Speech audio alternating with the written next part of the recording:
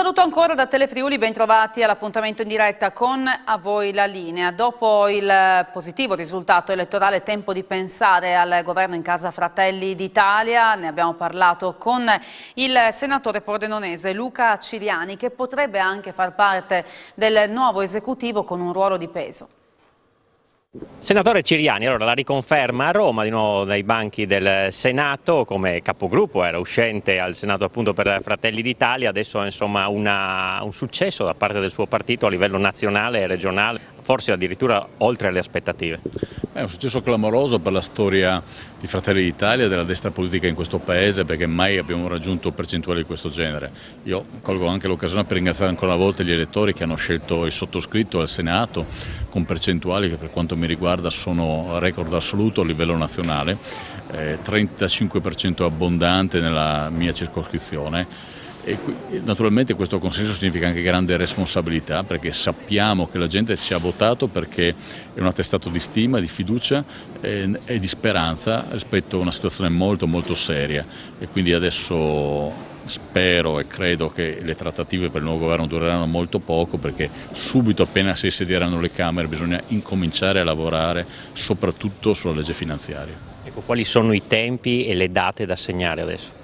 Adesso diciamo che i tempi sono quelli fissati dal decreto di scioglimento delle Camere, quindi il 13 ottobre si riuniscono Camera e Senato innanzitutto per eleggere i nuovi presidenti delle due Camere, dopodiché si formerà il governo con le consultazioni del Presidente della Repubblica. È chiaro che c'è già un lavorio degli uffici della politica e dei ministeri per il passaggio di consegne, ma è giusto attendere che il Presidente della Repubblica conferisca ufficialmente l'incarico, noi speriamo a Giorgia Meloni, e poi bisogna partire di corsa perché c'è la nota di aggiornamento al DEF, che è il documento di economia e di finanza, che è urgentissima, e poi c'è altrettanto urgente la bozza della legge finanziaria, legge di stabilità, da mandare a Bruxelles e poi da mandare alle Camere, e deve essere approvata naturalmente entro dicembre. I tempi sono molto stretti e quindi questo impone grande velocità e grande rapidità e grande impegno. Ecco, i rapporti di forza all'interno del centrodestra sono cambiati, questo inciderà naturalmente anche nella formazione del nuovo governo. Qual è il rapporto post voto con gli alleati?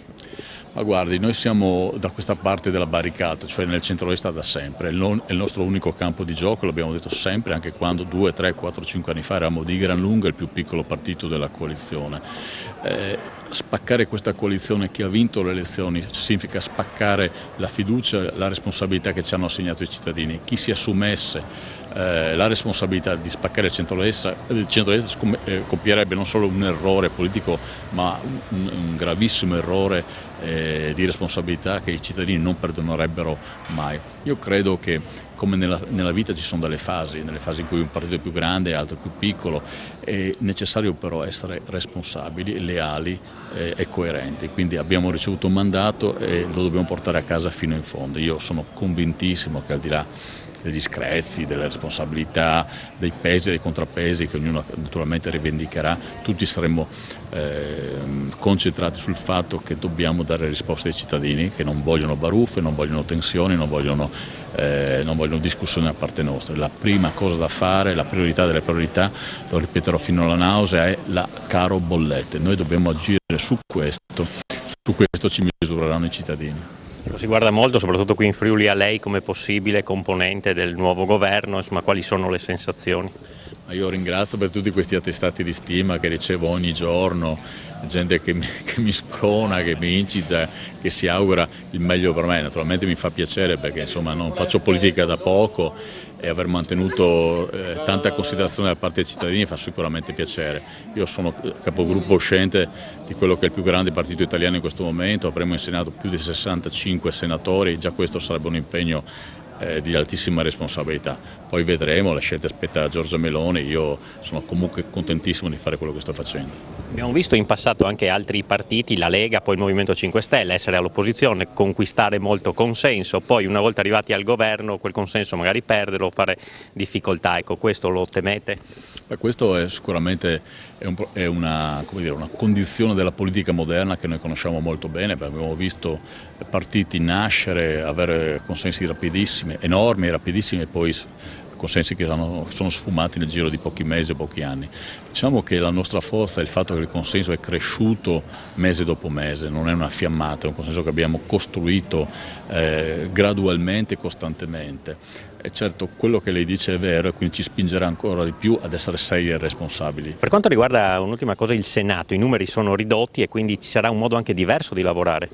Sì, il Senato sarà sicuramente la Camera più impegnativa perché sono soltanto 200 senatori, perché i margini della maggioranza sono più ridotti e quindi per i senatori l'impegno a Roma sarà più faticoso, bisogna essere sempre in aula, bisogna garantire la maggioranza, ma devo dire che anche questo fa parte del dovere di ogni parlamentare, il senatore un po' di più. A Udine ora, dove il Comune traccia un bilancio di Udine Estate, più di 64.000 le presenze tra concerti e spettacoli. Assessore, archiviata un'altra stagione di Udine Estate, una stagione di numeri in miglioramento rispetto alle edizioni passate. Sì, diciamo che non ci voleva proprio Pico della Mirandola per immaginarsi una crescita di presenze. Dopo 2 anni di pandemia, per quanto nel periodo estivo si siano sempre realizzati eventi, siamo cresciuti, 475 eventi, quasi 64.000 presenze, sia a pagamento che a ingresso gratuito, quindi dobbiamo considerare un po' tutto. Ci sono stati grandi concerti in Castello, alcuni si pagava, ci sono state le iniziative in Piazza Libertà, dove sapete abbiamo allestito un palco, sotto Corte Morpurgo, nei quartieri, c'è stato il cinema all'aperto che ha fatto quasi 10.000 presenze, ci sono state tante iniziative, meritorie iniziative promosse dalle associazioni culturali e altre organizzazioni di questa nostra città, che tra l'altro hanno potuto anche beneficiare, molte di esse, del sostegno del Comune attraverso il bando che avevamo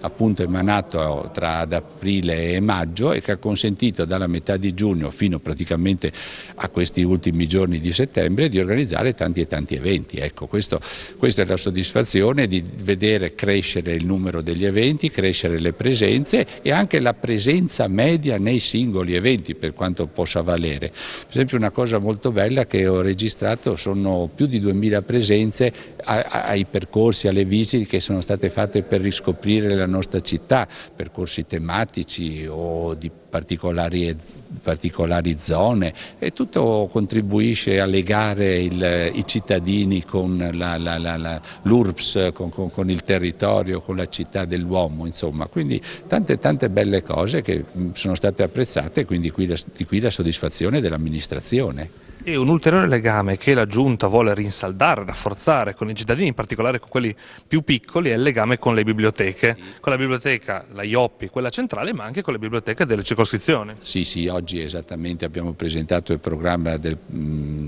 tradizionale biblioteca e scuola, va per tutte le scuole di ogni ordine e grado, da quelle per i bimbi più piccoli dell'infanzia fino a secondarie e superiori di secondo grado. Abbiamo tanti progetti realizzati dalla biblioteca, con tutti i diversi soggetti che collaborano con la biblioteca e le scuole. Presenteremo con la collega assessore all'istruzione alle scuole il nostro programma la prossima settimana o subito dopo, insomma il giorno 10 di ottobre, e abbiamo cercato anche di indirizzare qualche tema nuovo. Ecco, quest'anno io ho voluto proporre una riflessione sulla trasformazione del mondo del lavoro nel Friuli nel secondo dopoguerra, per far comprendere specialmente alle giovani generazioni, quelle nate dopo il 2000, come potete comprendere da quel che dicevo prima, che cos'è stata la trasformazione dalla società agricola a quella artigianale e poi industriale nel secondo dopoguerra, il significato del lavoro dei nostri genitori, dei nostri nonni, quello che è stata poi l'evoluzione, la vicenda del terremoto, la nascita dei grandi gruppi industriali, la scomparsa già di molti grandi gruppi industriali, ne abbiamo delle tracce anche a Udine, penso solo alla Safau per dire, ecco, o le birrerie, ecco, che poi hanno dato luogo a tutta una serie di... Ecco, far conoscere la storia anche della nostra città, del nostro territorio, legata al lavoro e al significato del lavoro, oppure anche le grandi donne che hanno attraversato i terribili momenti della guerra. Viviamo una guerra, sappiamo quello che sta succedendo nell'estremo dell'Europa, qui al confine con la Russia, e sappiamo anche che abbiamo avuto Cecilia De Ganutti, Cela Paola del Dinca, Carnielli che può dare delle testimonianze straordinarie, c'è la Ina Battistella, medaglia d'argento al valor militare, medaglia d'oro della Croce Rossa, ci sono delle persone straordinarie. Ecco, portare all'evidenza dei giovani anche queste testimonianze, poi tutti i percorsi legati al rispetto dell'ambiente, al rispetto della natura, al rispetto delle persone, ecco il progetto Rispettami che si realizza da molti anni con lo Zanon, con l'angolo di Nadia, momenti tragici che purtroppo però sono sempre attuali. Ecco, tutto questo sarà presentato alle scuole e costituirà oggetto della collaborazione con gli istituti che la biblioteca è lieta di promuovere anche quest'anno.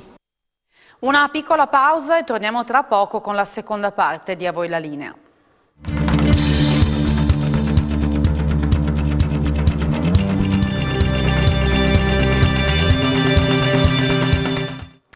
Bentornati, cerimonia questa mattina al Centro Ricerche Danieli di Butrio per la consegna di 5 borse di studio da 6.000 euro per altrettanti studenti meritevoli dell'Istituto Tecnico Superiore MIZ Academy Udine. La consegna è avvenuta nell'ambito del Forum Europeo dei Produttori d'Acciaio che è ospitato a Butrio, al quale partecipano i dirigenti dell'industria siderurgica mondiale. Buongiorno da Butrio, oggi è in corso il Forum Europeo dell'Acciaio qui al Centro Ricerche della Danieli, ma occasione importante perché verranno anche consegnate le borse di studio per gli studenti meritevoli del MIZ. Siamo con la direttrice del MIZ Ester Iannis e naturalmente è un'occasione importante in un contesto veramente di primo livello per dare il giusto merito a questi ragazzi e anche il lavoro che fate al MIZ. È vero, siamo davvero soddisfatti e onorati di essere qui in un convegno europeo. Innanzitutto perché questo valorizza il percorso che noi facciamo, ma ancora di più perché lo fa conoscere alle aziende del mondo europeo proprio nell'anno in cui finalmente gli istituti tecnici superiori sono formalmente stati riconosciuti come sistema terziario professionalizzante. E quindi un'occasione bella, importante per noi, ma per tutto il sistema ITS nazionale. Un bel riconoscimento per questi ragazzi che ricevono diciamo, il giusto premio, anche ragazze abbiamo visto, quindi insomma, diciamo che da quel punto di vista lì la meccatronica ormai è diventata trasversale, insomma, è alla portata di tutti e di tutte. Assolutamente è importante che ci siano tra i 7 premiati 2 ragazze, 2 splendide testimonianze che documentano con il loro essere, con il loro fare, come la meccatronica non è un mondo esclusivamente maschile, ma soprattutto documentano che la capacità di impegnarsi, la capacità di essere proattivi è quello che permette di crescere, di essere riconosciuti e di farsi strada.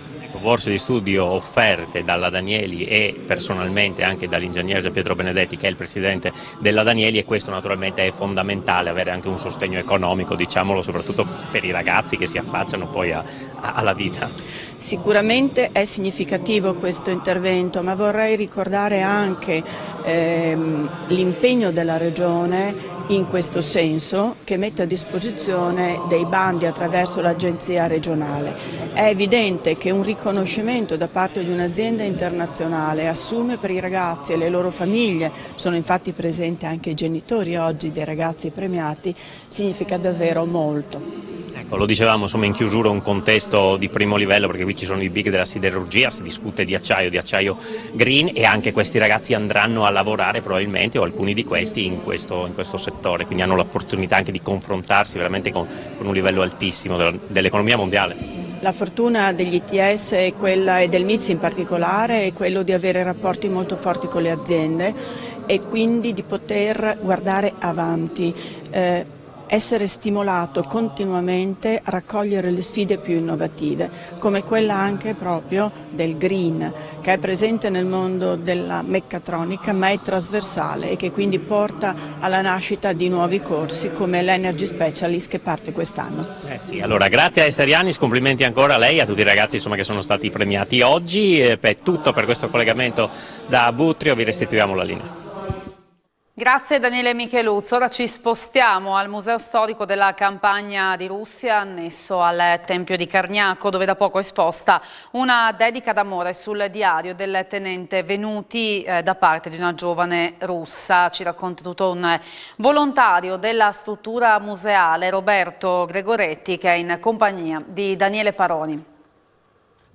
Quella che vedete è la facciata del Tempio di Cargnacco, dove riposano più di 8.000 soldati caduti nella campagna di Russia. Roberto Gregorutti è un volontario del museo che è a poca distanza da noi e c'è questa sorta di chicca che tu hai appeso da poco nel museo. Sì, allora questa qua è una testimonianza di il tenente Venuti della divisione Giulia, che alloggiava nelle retrovie rispetto al fronte, e questa testimonianza raffigura una dichiarazione d'amore fatta da Raissa, che abitava con il tenente all'interno dell'Isba. Un giorno il diario viene sottratto e appunto viene scritta questa dichiarazione, e solo più avanti il tenente scoprirà cosa c'è effettivamente scritto e l'amore che viene confessato da parte di Raissa. Ecco, senti, questo è uno dei reperti, degli elementi che ci sono all'interno del museo. Come siete arrivati a questa che viene definita nota piacevole in mezzo a tanti sacrifici e dolori di una ragazza russa ad un alpino? Beh, c'è stata appunto fornita come reperto, e noi abbiamo estrapolato le varie informazioni che ci sono all'interno e siamo venuti anche a conoscenza di questa testimonianza. Abbiamo deciso di appenderla come ricordo dell'avventura del tenente Venuti. Senti Roberto, museo, salutiamo Guido Aviani che è il direttore del museo, è visitabile sempre? Sì, certamente è visitabile, in questo momento su prenotazione, si può richiedere la visita o al direttore oppure scrivendo alla mail museo.cargnacco@libero.it, ed l'ingresso è gratuito. Grazie a Roberto Gregorutti e grazie a Guido Aviani da Cargnacco, è veramente tutto, restituisco la linea allo studio. Grazie allora anche a Daniele Paroni. Per oggi con A Voi la Linea è tutto, l'informazione torna questo pomeriggio alle 16:30 con il nostro TG Flash. Buon pomeriggio.